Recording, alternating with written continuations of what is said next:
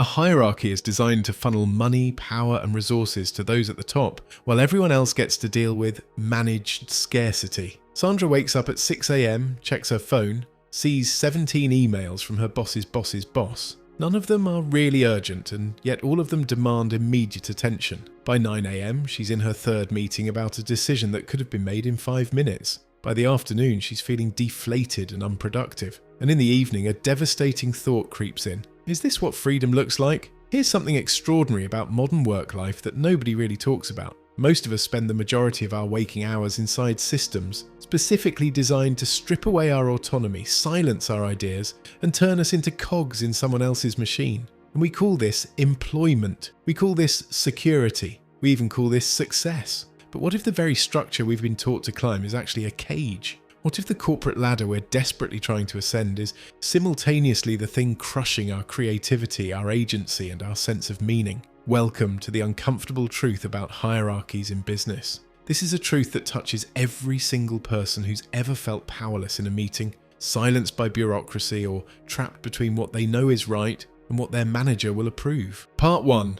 The machine that runs on silence. Traditional business hierarchies aren't just organizational charts. They're power structures that fundamentally alter human behavior, and the effects are disturbing. According to research by corporate rebels, rigid hierarchical structures create what they call silo mentalities, which are departmental fortresses where information goes to die and collaboration is more like Lord of the Flies. These aren't just operational inefficiencies, they're systematic barriers to human connection and meaningful work. Think about it for a second. When was the last time you had a genuinely good idea at work that actually made it to implementation? Not a small tweak or a minor suggestion, but a real transformative insight that could change how things operate. For most people working in traditional hierarchies, that idea died somewhere between their immediate supervisor and the next approval layer. It was suffocated in a chain of command designed not to elevate genius, but to protect authority. Philosopher Elizabeth Anderson calls modern workplaces private dictatorships in her profound work, Private Government. She argues that employers exercise unaccountable authority over workers' lives.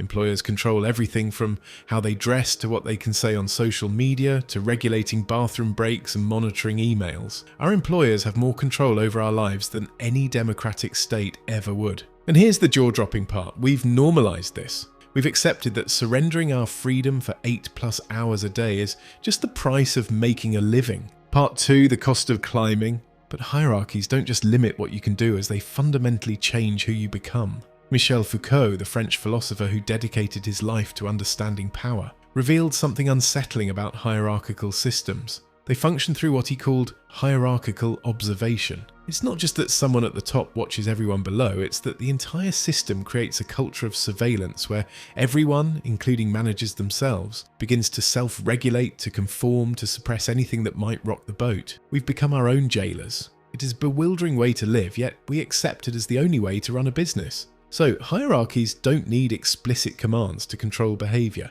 The structure itself creates an invisible prison where people police themselves. And contemporary research backs up something even more disturbing. Climbing a hierarchy can actually erode empathy. As people gain power and status, they often develop what psychologists call hypo-empathy, which is a diminished ability to feel for those below them. Their relationships become transactional. Humanity gets stripped away. The person who once felt frustrated by bureaucracy becomes the bureaucrat who creates frustration for others. This isn't just a personality flaw, as it's a predictable outcome of a system designed to concentrate power at the top rather than distribute wisdom. Part 3. The companies that chose freedom. Now here's where things get interesting. Here's where we need to challenge the assumption that hierarchies are inevitable. Amazon, Apple, McDonald's, and Coca-Cola are corporate giants that maintain strict, multi-layered hierarchical structures. They've chosen control, uniformity, and centralized decision-making. Apple operates what experts describe as a tall or vertical structure,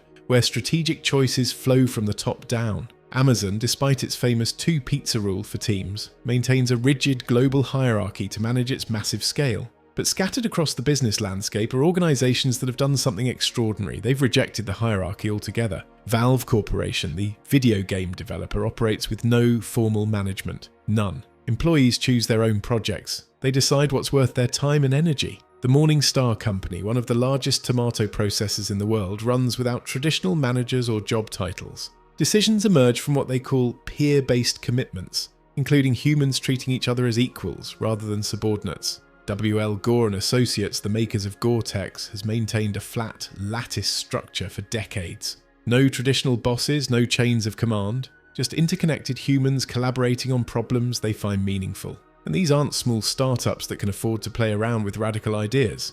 Morning Star processes 40% of California's tomatoes. Gore has over 10,000 employees. These are substantial organizations proving that another way is possible. Part 4, The Philosopher's Warning. Friedrich Hayek, in his remarkable work The Road to Serfdom, argued that central planning and top-down management are inherently inefficient because central authorities can never possess the dispersed, localized knowledge that individual employees have. The person on the ground knows things the CEO 3 floors up and 3,000 miles away cannot possibly understand. Mary Parker Follett, a pioneer in management philosophy, distinguished between power over and power with. Traditional hierarchies, she argued, rely on coercive power over with one person dominating another. But genuine productivity and human flourishing come from power with, which is a collaborative influence where different perspectives integrate rather than one perspective crushing all others. Part 5. The reality we refuse to see. Here's what makes all of this so personally relevant, so urgent for anyone reading this right now.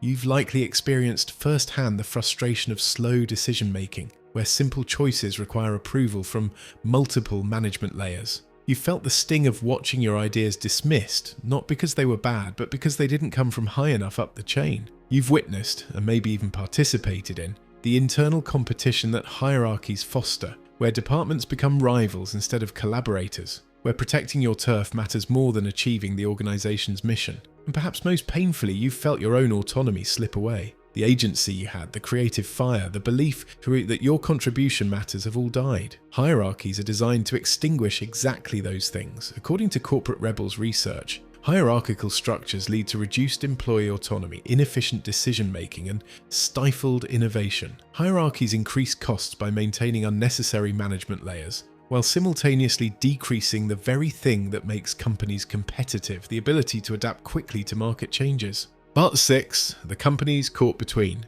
Now, a reasonable person might say, that sounds great for a tech startup or a tomato cannery, but you can't run a global bank or a military without a chain of command. And that's a fair point. There is an argument to be made that hierarchies provide a clear sense of authority and accountability that is necessary when the stakes are life and death, or when you're managing hundreds of thousands of employees across different continents. People worry that without a boss, nothing would ever get decided, and it would just be endless meetings and paralysis by analysis. However, the answer isn't to stay stuck in 1950s style management. The answer is the flatter trend, and now many organizations are attempting this middle ground. Google, despite its size, maintains a relatively flat structure compared to traditional corporations. Meta and Netflix have adopted flatter, agile frameworks that emphasize high accountability with minimal management layers. Spotify uses a tribes and squads model which are autonomous, cross-functional teams that operate more like a network than a pyramid. Even DPR construction with over 10,000 employees maintains what they call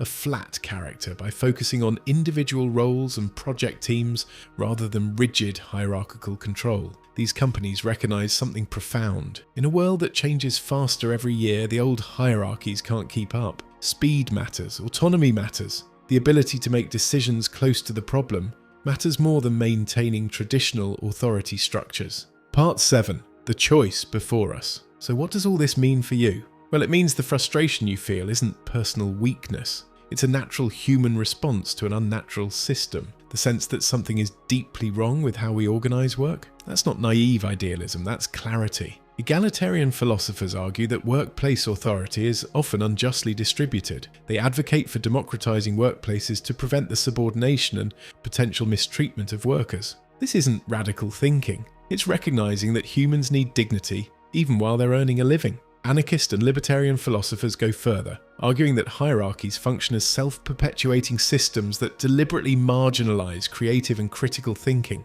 in order to maintain elite control. Whether you agree with their politics or not, the observation hits hard. How many brilliant ideas have died inside rigid hierarchical structures? How much human potential has been wasted maintaining power structures that serve executives rather than customers, shareholders, or even the mission itself? Part 8. The truth that sets you free. Here's the uncomfortable but liberating truth. Consciousness of the problem is the first step toward freedom. Once you understand that hierarchies aren't natural laws but human constructions, you realize they can be reconstructed, deconstructed, or abandoned entirely. Maybe you can't transform your entire company tomorrow. Maybe you're not in a position to flip your organization to a flat structure, but you can start asking different questions. You can start valuing power over in your own sphere of influence. You can refuse to let the hierarchy crush your empathy as you advance. You can protect the autonomy and agency of the people you work with, even if the system is designed to strip those things away. So then, maybe, just maybe, you can seek out or build an organization that recognizes the stunning fact that Valve, Morningstar, and Gore have already proven humans don't need to be controlled to be productive. We need to be trusted, respected, and given meaningful work that we can shape with our own hands. The hierarchy isn't serving you, it never was. But now that you see it clearly, you have a choice about what comes next. And that choice, that consciousness, that awareness of reality is where your real freedom begins.